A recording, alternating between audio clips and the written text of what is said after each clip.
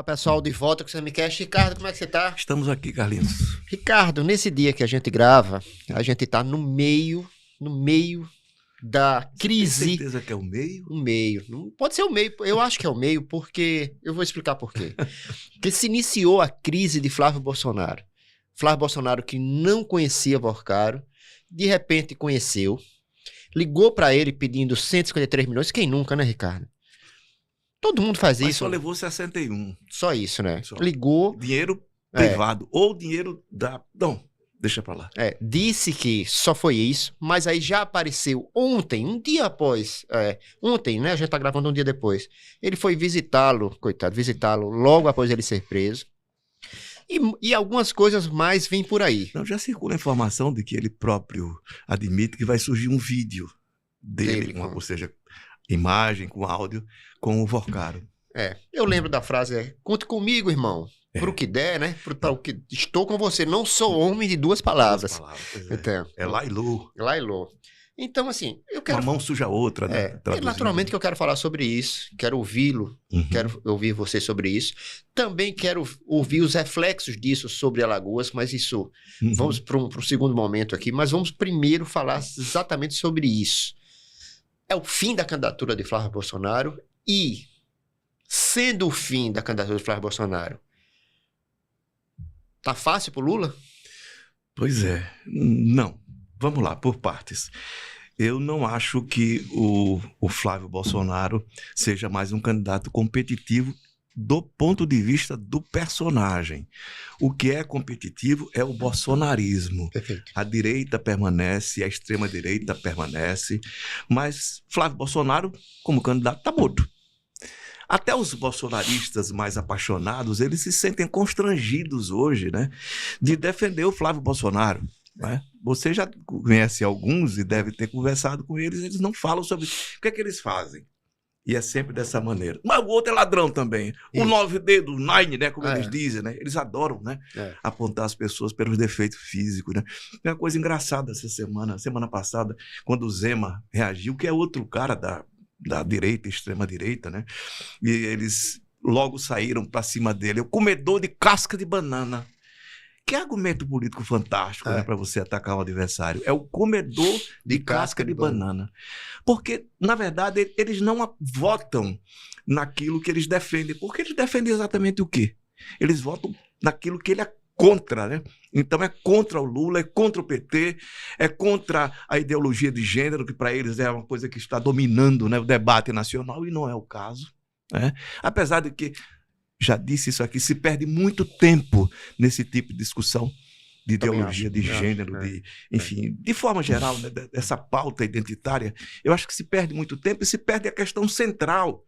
O Brasil é um país extremamente injusto, de poucos ricos e muitos pobres. Milhões e milhões e milhões de pobres, dezenas de milhões de pobres. Então essa discussão vai se perdendo. Mas o que é que acontece? Acho que Flávio Bolsonaro é indefensável e vai surgindo cada vez mais coisas novas. Ele é um mentiroso quanto mais. Primeiro, quando apareceu a história do dinheiro, né, do Vorcaro, ele disse: você tirou isso, minha filha? Era um jornalista, né, que perguntou a ele. Isso é mentira. E depois, não era mentira, não era bem assim, mas o dinheiro era privado. Não, o dinheiro era sujo. Não é dinheiro privado, não, é dinheiro sujo. Porque esse cara é um mafioso, esse cara é um criminoso, com um grupo, enfim, inclusive, de violência, né? Uma milícia particular que pressionava e ameaçava pessoas que se punham contra os interesses dele, pessoais, inclusive, não era apenas empresariais, né? Ou do banco dele. Mas o fato é que eles vão sendo alimentados, os bolsonaristas, pelo ódio, pela raiva. Espere a quantidade de comentário que vai surgir em cima de mim, né? Você é um comunista, né? Você vai dizer que eu bati na minha mãe, né? Capaz de eles dizerem isso. Aliás, essa história de bater em mãe e pai é engraçado, né? Porque eles são, entre aspas, defensores da família e tal, e o filho do Bolsonaro manda o Bolsonaro fazer aquilo, né? Uma coisa que é inimaginável para mim, com meus pais, e inimaginável dos meus filhos comigo. Mas, enfim, isso em nome da família, né? Em nome da família. Só para mostrar que isso é uma grande hipocrisia. O bolsonarismo está vivo, essa eleição vai ser apertada, como foi a eleição de 2022.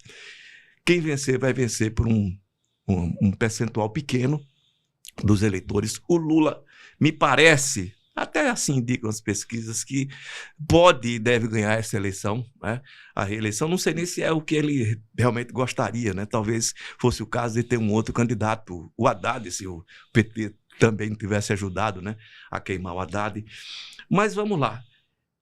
O Flávio Bolsonaro vai manter a candidatura dele, não sei até quando. É possível que desista? É, mas é possível que não desista, porque carrega o nome Bolsonaro, né? O Eduardo, que está lá nos Estados Unidos, né, segundo consta, né, enfim, morando numa casa, enfim, comprada pelo advogado dele, que vem recebendo esse dinheiro do Vocaro. É engraçado, né? As ligações vão surgindo e vão aparecendo. Mas essa turma não está se importando muito com isso, no sentido, eles não vão defender publicamente, né? O Flávio Bolsonaro. O cara mentiu, sim, mentiu, mas o dinheiro era privado. Isso não existe, gente. Pois é. Dinheiro de banqueiro privado, dinheiro não tem banqueiro não tem dinheiro, não. O que banqueiro movimenta é o seu dinheiro, o meu dinheiro é o dinheiro da clientela. E a clientela dele, boa parte é pública. Os fundos de pensão de servidores, inclusive aqui da cidade de Maceió, 117 milhões. Vamos lá? Então essa turma vai arrastar essa campanha, seja com o Flávio Bolsonaro, não sei se eles teriam outro nome a essa altura. Também não, o Zema já partiu para o embate, e o Caiado, né? Que é uma figura, convenhamos, extremamente antipática. O Flávio Bolsonaro, ele quis se apresentar como o bolsonarista, entre aspas, civilizado, né? Como disse o Otávio Guedes, o cara que come com garfo e faca, né? Olha, eu sou civilizado, eu como com garfo e faca. Ele até no Vinícius Júnior, né? Falando sobre racismo, né? Quer dizer, para mim foi surpreendente aquela... Pois é, então ele foi se apresentar dessa maneira. O Zema não, o Zema é um racista, enfim, já manifestou isso várias vezes, né? Contra nordestino, antipobre, né? Odeia pobre, odeio pobre. Mas é um cara que também é representativo desse segmento da direita e da extrema-direita. O Caiado também. O Caiado é diferente, né? O Caiado tem uma coisa em favor dele, que é a história dele. Ele é governador de Goiás quando da pandemia. E ele... Tão logo apareceu a pandemia, né? Ele é médico, né? Ele defendeu a vacina. E foi para o embate, né? Dentro da direita, defendendo a vacina. Isso, de alguma forma, pesa em favor dele. Gente, existe uma direita civilizada. Existe, sim. Se você for para os Estados Unidos, você pega democratas e republicanos, ali é todo mundo direita, não tem esquerda. A esquerda nos Estados Unidos, ela sempre foi residual. Houve um momento na década de 1940, no pós-guerra, em que o Partido Comunista Americano cresceu, né? Mas também foi decepado, você lembra do macartismo, né? Que é aquela comissão do Senado, que era caça às bruxas, que aniquilou vários artistas. Você tinha muito artista intelectual, né? Essa gente que ingressou no Partido Comunista Americano, que não tem hoje, existe, mas não tem expressão nenhuma nos Estados Unidos, né? Independente de ser comunista ou não. Você tem uma esquerda nos Estados Unidos? Tem, residual. Eles são liberais, mas é uma direita civilizada. Não é o caso do Trump. Sim. O Trump é incivilizado. É iliberal, é um sujeito que é racista, se manifesta dessa maneira, apesar de que, e eu comentei aqui um dia desses, era a figura mais popular entre todos os candidatos nos Estados Unidos, antes de ser eleito, né, evidentemente, presidente da República, entre latinos e afrodescendentes, afro-americanos, né? Porque ele fazia um programa de televisão que era muito popular, etc. Pois bem, aqui a direita sempre esteve relacionada com golpe, com militarismo, com extrema-direita. Você tem uma parte civilizada, né? Sobral Pinto era direita, né? Mas era um sujeito absolutamente civilizado. Essa turma que aparece é incivilizada, é uma turma do pega, mata e come. E se alimenta de ódio. Essas novas tecnologias disruptivas, e elas de fato elas são importantes, eu não sou ludista, né, no sentido de que sou contra a tecnologia, nunca fui, né? Mas elas têm se desenvolvido a partir do ódio, né? Porque essa turma, os donos dessas plataformas, eles se alimentam de engajamento. Se alimentam ou não? Eles alimentam seus produtos com engajamento. E o que engaja as pessoas é a emoção. E quanto mais forte for a emoção, mais engajamento eles obtêm. E o que é que engaja mais é ódio. Os nossos sentimentos mais primitivos, gente, são o medo e a raiva e o ódio, que foram fundamentais para que a espécie humana, que o Homo sapiens, se desenvolvesse. Se ele não tem medo, ele não tinha sobrevivido, né? E se não tivesse ódio para o combate, né? Eles nós não estaríamos aqui, né? Mas o fato é que o aprendizado civilizatório nos aponta outro caminho. É preciso combater o ódio. O que é que faz essa turma? Ódio, ódio, ódio, ódio. Todos esses personagens, o Trump, que eu citei aqui, o Bolsonaro, né, que também é citado em todos os livros do Julian da Empoli, né? Ele é citado em todos os livros. Esses caras se alimentaram e cresceram no ódio, na raiva. Eu chamo a atenção, você que está assistindo esse CMCast, depois vai ver os comentários. Vão me xingar horrores, porque ele não sabe fazer outra coisa. Não tem um argumento racional. Para eles, racionalidade é estupidez. Eles apostam na ignorância. Quanto mais ignorante for o governante ou a liderança, melhor, porque ele se sente nivelado por ele. E aí vai se espalhando essa história. O Flávio Bolsonaro, se mantiver, vai continuar competitivo. Agora, repito, morto politicamente. Você não vai encontrar bolsonarista para defendê-lo. Você vai encontrar bolsonarista para atacar o Lula, né? O PT, ladrão, o Lulinha, ladrão, e você não diz nada. Não é isso que eles vão fazer? E vão continuar fazendo isso. E isso tem público, tem. Esse público, gente, já está consolidado. O bolsonarismo, durante um bom tempo, pelo menos, está consolidado, né? E teremos uma disputa até o fim, por votos, né, numa parcela da população mais independente, que vai definir, no final das contas, quem vai ser o presidente da República. O Brasil está polarizado, o Brasil está dividido. E assim vai continuar durante um bom tempo. Então, 3 coisinhas rápidas. Os comentários que o pessoal vai ler são os que a gente filtra, viu? Tem uns que nem vão, porque tem uns que... Tem que preservar pela minha família, né? Tem, exatamente. Mãe, né? Tem uns que não têm condições. Segundo, a minha alegria com esse telefonamento do Flávio Bolsonaro, porque o apoio ao cinema nacional, né? Viva o cinema nacional. Pelo menos isso. E já tem o trailer do filme. O produtor dele, né? O Frias, Mário Frias. Mário Frias. Grande artista. Artista. E outra coisa, né? E não é só isso, né? Um boca dura, né? Não, fantástico. A guerra cultural. Fantástico. Agora, a gente aposta na ignorância e fala em guerra cultural. Eu tenho uma questão queria que você discutisse. Assim, em passando, porque eu acho que depois a gente vai voltar a ela. Qual o reflexo em Alagoas do que acontece hoje em Brasília com o Flávio Bolsonaro? A gente tem candidato como Alfredo Gaspar, candidato muito ligado aos bolsonaros, e há uma dúvida que paira se o JHC sobe ou não no balanço dos bolsonaros. Essa questão da crise do Flávio Bolsonaro impacta aqui? Olha, se você viu a reação do Alfredo Gaspar, disse que o Flávio Bolsonaro inicialmente era um homem de bem, mas o que é que ele fez? Isso que eu falei agora há pouco, né? Mira o Lula, o Lulinha, a corrupção, esse escândalo do Macho é do Lula porque recebeu o Bolsonaro numa agenda não oficial. Né? Apareceu alguma grana até agora para o Lula? Apareceu para o presidente do PP, Ciro Nogueira. Sim. Que todo mundo, a figura carimbada, o Ciro Nogueira. Tá em toda, né? Aquele personagem. Se alguém duvidava que o Ciro Nogueira fosse corrupto, e está posto, evidentemente que é, claro, ele tem todas as chances de provar, né, se conseguir que não é, mas você vê todos esses personagens que vão surgindo são ligados ao bolsonarismo. O Flávio, alguém vai dizer que o Flávio não é bolsonarista, né? Por mais que ele diga que é um bolsonarista civilizado, mais atenuado, né, mais suave, né? Ainda assim, o que tem ocorrido de forma geral é exatamente isso. A resposta do Alfredo Gaspar é o ataque ao Lula, ao Lulinha, à corrupção do INSS, que roubaram os velhinhos, então tá ali. Porque é desse jeito. Ele vai ter argumento, ele vai dizer o quê da mentira? O Flávio mentiu, ele vai dizer, não, o Flávio mentiu, mas depois corrigiu. Isso não, convenhamos, não é exatamente o que se espera de uma liderança política, de um candidato a presidente. Ele mentiu de novo, aí depois se desmentiu. E vai mentir de novo, porque já mentiu de novo, e vai ter que se desmentir. Não tem mais nada, e vai aparecendo. E vai aparecendo.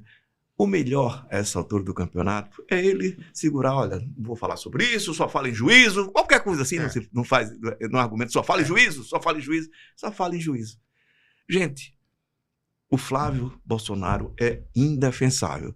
Essa turma, mesmo que não explicite isso, não vocalize, vai continuar defendendo o Flávio Bolsonaro, porque o inimigo que é? É ele. O Lula.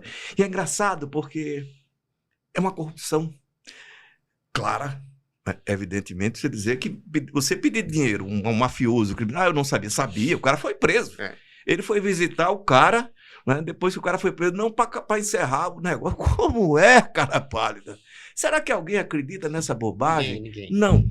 Agora, repito, mesmo nesse cenário, com o Flávio Bolsonaro, entre aspas, morto como candidato a presidente da República, mesmo se for ele a levar até o fim da campanha a candidatura dele, ainda assim, essa vai ser a eleição pau a pau. É isso. E aqui você vai ter isso. Também não acho que o eleitorado daqui vai se do impactar. Alfredo Gaspar... É engraçado, porque o Renan Filho e o Renan Paia estão empurrando o JHC para o colo do Bolsonaro, né? Olha, coitado do Ronaldo, tiraram o Ronaldo da chapa já, estão colocando o Ronaldo, o suplente sendo... Porque existe uma máquina de informação, existe uma usina, né, de informações e a turma trabalha muito bem. Vai quem quer. Ingressa nessa trilha aí, quem quiser. Quem quiser. Agora, o JHC, o que é que ele procura? Ele procura ser a Raquel Lira, e eu explico, de Alagoas. Raquel Lira, governadora de Pernambuco, que na disputa, quando polariza ali Lula e, no caso, Bolsonaro, ela disse, não sou nenhum nem outro, eu sou em cima do muro. Não é à toa que o JHC virou tucano. Exatamente. Procura um muro para ficar, né? O muro confortável, né? Não é isso, cara. Você diria que é o Múcio? O Múcio. Dos personagens do Vamos agora para a nossa dica cultural. Eu estou em clima de Copa do Mundo. Vamos entrando aqui na clima do Copa do Mundo. Taça do Mundo. Sei que você vibrou muito com a vocação do Neymar. Ouvi gritos ali no Murilópolis. Vibrando com a entrada do Neymar. Mas eu trago aqui... Eu acho que com o Neymar ou sem Neymar, a dificuldade é mesmo. Também não vejo ninguém melhor do que ele não ali, viu? Não, infelizmente. Enfim, eu também acho que não será o problema, não será por ele ou sem ele que a gente vai ser campeão. Eu acho que a reação, inclusive, da torcida, já que você me provocou, né? É mais pela carência, né? Sim. Do que qualquer outra coisa. Então, o grande favorito dessa Copa do Mundo é a França. Não há dúvida sobre isso. E a Netflix tem 2 documentários sobre a seleção francesa que são fantásticos, que eu acho que se completam. Aqui, uma modesta sugestão minha. Vejam o primeiro e depois vejam o segundo. Um é muito bom e o outro é sensacional. Então, eu acho que a gente deve começar pelo muito bom, que é um que chama Les Bleus, a história da França pelo futebol.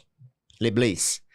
Ele conta como a seleção francesa, porque a França, ela é formada por franceses e por filhos de imigrantes árabes e africanos, nas periferias. E o futebol é reflexo disso. Alemanha e Inglaterra também, viu? Exatamente. Eles têm mais negros na seleção do que nós, né? Pois é. Então esse documentário ele pega são 20 anos, de 96 a 2016. 96, o fracasso da França na Eurocopa, quando, na época, o candidato Le Pen, pai da Marine Le Pen, disse que os jogadores franceses não sabiam nem cantar o hino, não representavam a seleção francesa. E aí, 2 anos depois, a seleção francesa cedia a Copa, a gente conhece essa Copa como ninguém, e a seleção francesa ganha a Copa. E confirmando, né, o que você disse, os filhos imigrantes. Exatamente. O Zidane... Desailly, Thuram, Zidane, né? exatamente. Era o grande nome daquela seleção. Engraçado que essa seleção só tinha um jogador que não era nascido na França, que era o Desailly, mas o Jean-Marie Le Pen, Então a França ganhou a Copa, houve uma comoção, o presidente na época, Jacques Chirac, ganhou a eleição, houve um aumento de 7 pontos na pesquisa, fazendo essa junção de política e futebol. E aí o documentário passa por isso, pelo momento de glória, e depois pelo momento de queda, quando a França começa a perder e chega no caos de 2010, que é uma Copa da África do Sul, onde houve a greve dos jogadores franceses, a briga com um técnico branco, autocrata, que era o Domenech, contra os jogadores negros, né? No caso, vários deles, e houve essa briga, a greve, e enfim, e houve uma reação da população francesa, os jogadores foram execrados, a França caiu na primeira fase, França favorita, caiu na primeira fase, a briga com a Anelka, aquela briga toda com o técnico. Então tem todo essa, até os momentos de glória de novo. Então esse documentário ele faz uma alusão da política, da questão racial e do futebol. Ele é muito legal, são 2 horas, é interessante demais. O segundo documentário, ele versa só sobre a greve, só sobre o episódio de 2010. E ela é maravilhosa, porque a gente sempre se fala sobre futebol, que a gente não sabe 10% do que acontece no vestiário. E esse documentário, ele desnuda o que aconteceu. Né? A França era uma das favoritas, tinha esse técnico autocrata, Domenech, contra os jogadores negros, empatou a primeira partida com o Uruguai, perdeu a segunda partida contra o México, quase eliminado. O técnico e o jogador francês, o Anelka, saíram às tapas, o jogador francês foi expulso e os companheiros reagiram, não descendo do ônibus. O presidente, na época, mandou a ministra do esporte, quase um Big Brother aconteceu, a França acabou eliminada na primeira fase. E houve uma repercussão muito grande, inclusive o pessoal faz uma analogia do crescimento da extrema-direita com esse episódio da Copa de 2010, na época teve atentados e tudo mais. O documentário é maravilhoso. A greve da seleção francesa, se chama ele. Então, primeiro você vê um e depois você vê outro. É maravilhoso, sensacional. Ok, vou anotar, porque até nesse período é bom. Eu sempre, toda a Copa do Mundo, eu revejo o Pelé Eterno. Só para dizer assim, olha, lembrar o que nós já fomos, né? Porque você vai ver grandes seleções e seguramente a seleção da França hoje, né? Os especialistas que dizem, né? É a melhor seleção do mundo, né? Tem um plantel absolutamente fantástico. Você tira um e bota outro. Enfim, você tira o Dembélé, bota aquele cara que joga no não, aquele que joga no Bayern de Munique, que é fantástico, né? O Olysée. Brincadeira. É fantástico. O jeito é como arrumar para caber todo mundo no time. Mas é interessante, eu vou ver. E vou rever também o Pelé Eterno, porque esse eu não deixo de ver. Toda a Copa do Mundo eu tenho que ver Pelé Eterno. Eu me lembro quando eu assisti o Pelé Eterno, fui com meu filho, né? Luiz, ele era um garotão, até hoje tem mais de 30 anos. E aí, quando eu saí do cinema, eu virei assim, aquela coisa de ser... Eu jogava assim, aí ele olhou pra mim e foi, era... Cara, aí foi muito. Não, mas foi brincadeira. Foi. Mas é isso, vale a pena. E é engraçado você falar da história do Le Pen, né? Marine Le Pen defende, né, com essa turma, né, da extrema-direita, a criação. Veja um oxímoro, gente. A Internacional Nacionalista. Meu Deus. Veja que coisa estúpida. Mas eles defendem mesmo a criação, né? E há um movimento na Europa e também nos Estados Unidos para a criação da Internacional Nacionalista, em contraponto ao que foi, né? Internacional Socialista, né? Foi stalinista, depois foi trotskista. Ela teve 39% dos votos válidos na seleção para a França, não é pouco. Mas vamos lá. A minha indicação é o terceiro livro da trilogia do Giuliano da Empoli. Eu trouxe os outros 2, né? O Mago do Kremlin, que é apaixonante para mim, esse é um livro fantástico. Depois, Os Engenheiros do Caos, na semana passada, e agora A Hora dos Predadores. Predadores são esses personagens que são donos dessas plataformas, né? O livro é um pouco a atualização do Maquiavel, do Príncipe do Maquiavel, né? Que ele pega o exemplo, né, do César Borgia, que foi o modelo, né, do Maquiavel para escrever O Príncipe, e atualiza, mostrando com as novas tecnologias, né? Que hoje, gente, você tem um processo de anomia total, o quebramento de todas as regras, né, de ética, de moral, porque essa turma, tipo Elon Musk e o Zuckerberg, esses caras, para eles, se o mundo se matar, se lixar, problema deles. Se há um genocídio na Birmânia e isso é provocado também pelo Facebook, problema deles lá. Estamos apenas usando este meio que nós oferecemos a você para a liberdade. Liberdade de matar, de agredir, de ofender, de espalhar o ódio, porque o engajamento se dá exatamente pelo ódio. Claro, nunca uma tecnologia é um mal em si. Quem faz uso dessa tecnologia, mas só que essa tecnologia especificamente, ela explora o que nós temos primitivamente e do qual nunca abrimos mãos. Já falei aqui do Edward Wilson, né, que disse que é um biólogo americano, já muito velho, mas assim, uma figura fantástica, um cientista genial, que ele diz: nós somos os mesmos seres da caverna, emocionalmente somos. Agora você imagine isso, ele faz essa observação na frente de um teclado. E nós espalhamos o ódio. O medo e o ódio nascem na mesma área do cérebro. E ali, um puxa o outro. E essa turma explora exatamente isso a partir da raiva, do ressentimento. Então, esses caras são assassinos. Temos que tratá-los e vê-los como assassinos, apesar de eles se apresentarem como veículos da liberdade. E não são. Eles são criminosos, irresponsáveis. O Elon Musk, quando faz uma referência lá ao Hitler, né, levanta a mão para aquela plateia, ele não sabe nem o que está dizendo, porque essa turma é muito ignorante. Para eles, a única coisa que importa é o engajamento. Engajamento é dinheiro e é poder. E eles vão fazendo governantes no mundo todo. Ele conta aqui a história de vários deles, né? Tem um capítulo aqui à parte, que é a história das guerras, né? Ele mostra que, por exemplo, de 2020 a 2025, o mundo aumentou em 34% os gastos com a indústria bélica. E o detalhe, ele observa, é interessante, ele diz assim, essa explosão de violência, nós temos várias guerras no mundo todo, né? Isso. Aqui. E na Europa, a Europa que foi o palco da guerra, das duas grandes guerras do mundo, a primeira e a segunda, elas aconteceram na Europa. E se dizia, então, que nunca mais a Europa seria teatro de guerra, e continua sendo. Aí ele diz aqui, essa explosão de violência segue uma lógica conhecida há muito pelos historiadores militares. Há momentos na história em que as técnicas defensivas evoluem mais rapidamente que as ofensivas. Nesses períodos, as guerras se tornam mais raras, porque você atacar vai ficar mais caro. E hoje defender. E ele vai fazendo aqui, trazendo alguns números interessantes. Por exemplo, o atentado das Torres Gêmeas custou menos de $1 milhão.